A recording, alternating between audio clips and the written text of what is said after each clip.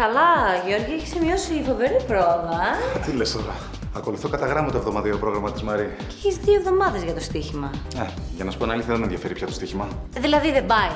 Ρε Γιώργη, 15 μέρες μείνανε. Στοιχήματα και ιδίες, παιδιά είμαστε. Εγώ λέω να τελειώσω αυτή την άσκηση και να σταματήσω για σήμερα. Το χάψε. Σιγά μην τα παρατήσω τώρα.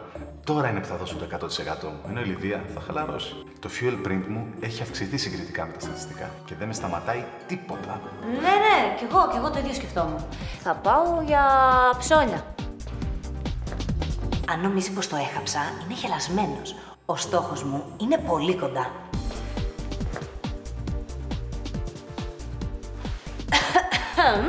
Νόμιζα ότι θα σταματήσει για σήμερα. Και τι σε νοιάζει εσένα, δεν έχεις να πας για ψώνια?